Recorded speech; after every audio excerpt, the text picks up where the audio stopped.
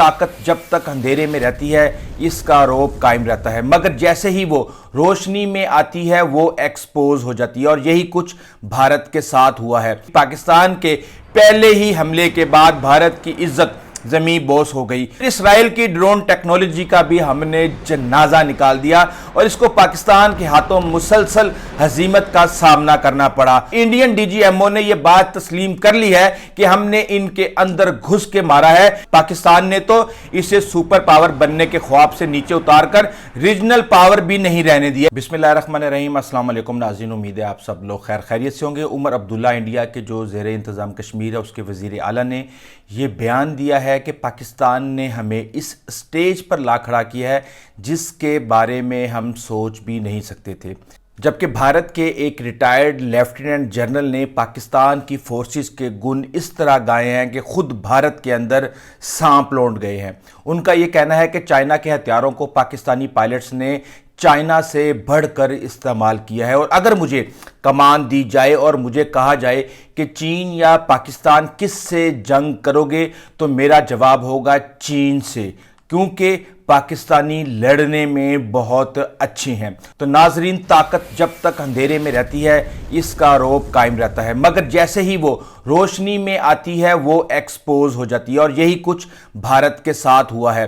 نریندر مودی کی قیادت میں بھارت نے نہ صرف اندرونی سطح پر بلکہ عالمی سٹیج پر بھی بری طرح ہزیمت کا سامنا کرنا پڑا ہے۔ سفارتی محاذ ہو یا عسکری تکنیکی شعبہ ہو یا داخلی سیاسی صورتحال، مودی حکومت نے ہر جگہ بھارت کی رسوائی کے دہانے پہ لا کے بھارت کو کھڑا کر دیا ہے، اور حالیہ پاک بھارت کشیدگی نے نہ صرف مودی کی پالیسیوں کو فاش کر دیا ہے بلکہ بھارتی ملٹری کی قابلیت اور اس کی عالمی جو شبیہ تھی پاور کے حوالے سے اس کو بھی شدید دھچکا پہنچایا ہے۔ پاکستان نے ایک واضح حکمت عملی کے تحت وہ رد عمل دیا جس نے دنیا کو حیران کر دیا۔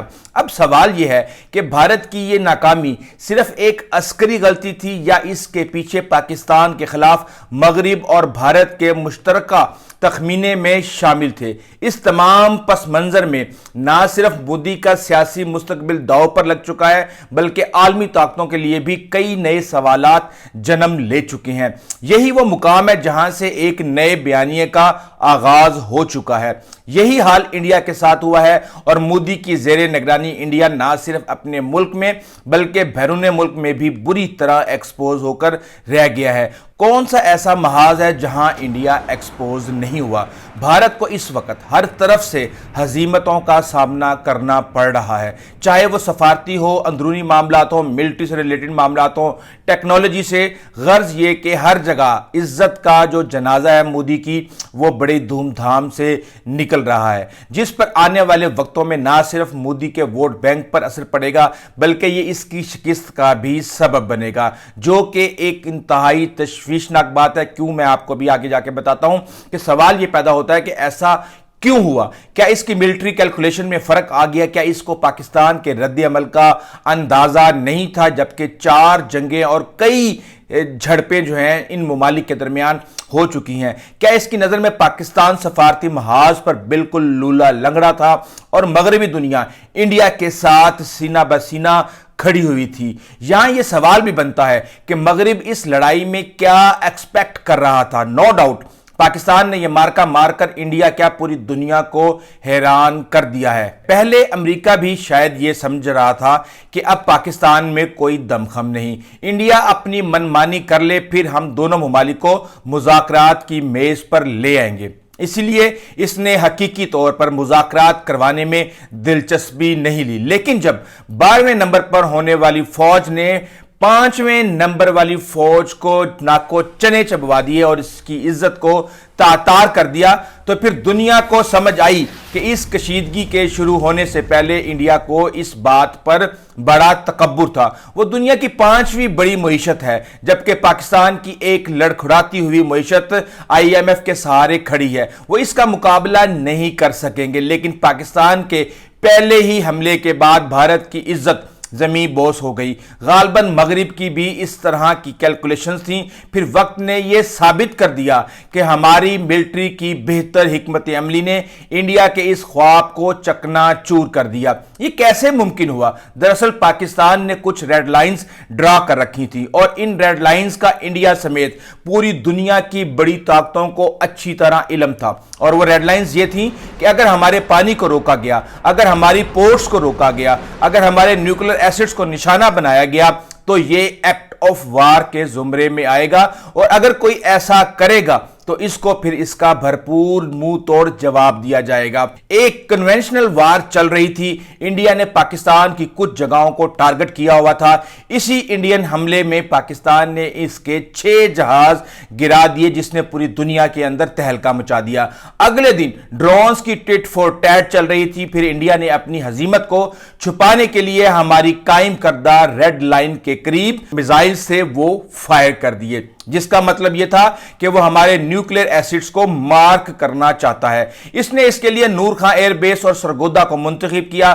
نور خان ایئر بیس کے ساتھ ہماری فائٹر کے پٹرول کا ذخیرہ بھی موجود تھا، اور سرگودا میں ہمارے نیوکلیر ایسٹس میں سے کچھ یونٹس بھی موجود تھے۔ بہرحال یہ دشمن کی ایک خوفناک چال تھی، اور ہمارے صبر کا پیمانہ لبریز ہو چکا تھا۔ ہمیں اس کو جواب دینا تھا، اور ایسا جواب کہ اس کی 7 نسلیں بھی یاد رکھیں۔ ہم نے ان کے 12 شہروں پر 32 جگہوں کو ہٹ کیا۔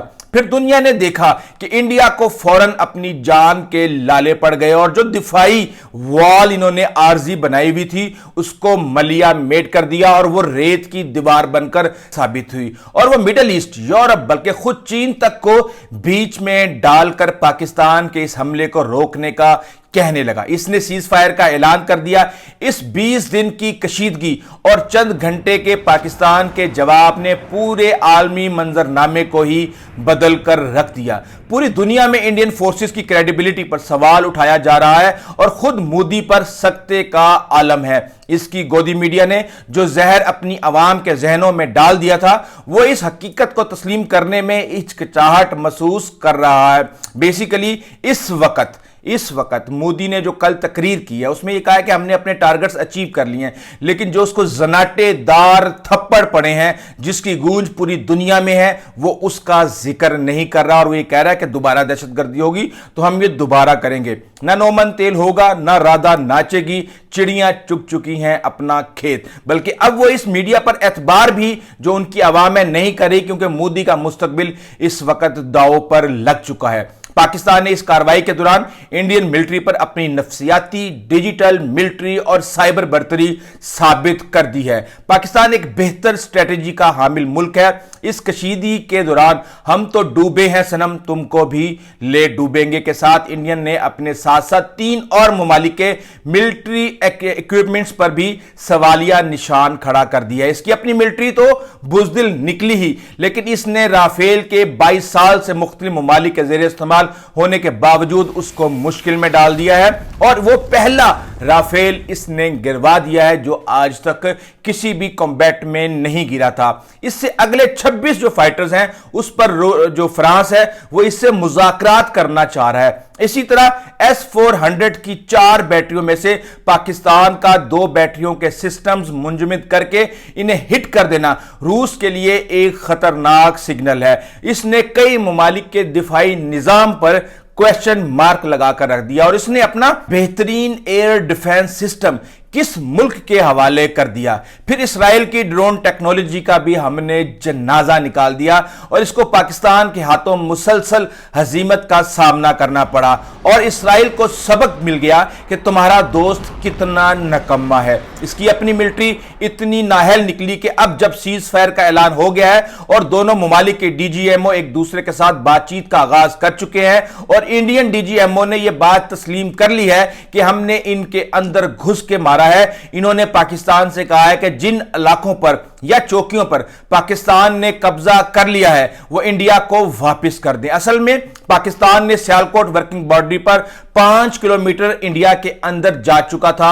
इसी तरह नारोवाल सेक्टर पर 3 किलोमीटर, शेखुपुरा सेक्टर पर 2 किलोमीटर, बहावलपुर सेक्टर जो कि इस लड़ाई में सबसे ज्यादा सेंसिटिव था, वहां हमारी फोर्सेस 4 किलोमीटर अंदर मौजूद रही। एलओसी सेक्टर पर हम 7 किलोमीटर अंदर इंडिया के अंदर मौजूद रहे और इंडिया के डीजीएमओ की तरफ से इस तरह का मुतालबा बड़ा अहम काना है, क्योंकि अभी तुम्हारे मोदी ने कौम से खिताब के दौरान यह कहा है कि आरजी फायरबंदी हुई है, ऑपरेशन संदूर अभी जारी है, फिर हकीकतन अभी फायरबंदी हुई है, जंगबंदी नहीं हुई।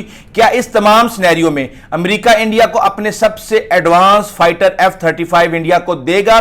पाकिस्तान ने तो इसे सुपर पावर बनने के ख्वाब से नीचे उतारकर रीजनल पावर भी नहीं रहने दिया। इस सारी कशीदगी के बाद इंडिया 100 बार सोचेगा कि पाकिस्तान पर हमला करो या ना करो। क्या मोदी की लड़खड़ाती हुई सियासत इसको बचा पाएगी? क्या मोदी एक बार फिर पाकिस्तान पर हमला करने का सोच सकता है?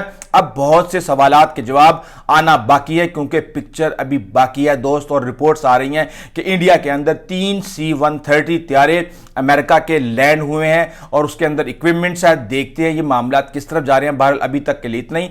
आपने अगर अभी तक इस चैनल को सब्सक्राइब नहीं किया तो जरूर कीजिएगा, कमेंट्स जरूर कीजिएगा, लाइक जरूर कीजिएगा। Until the next time, Allah Hafiz.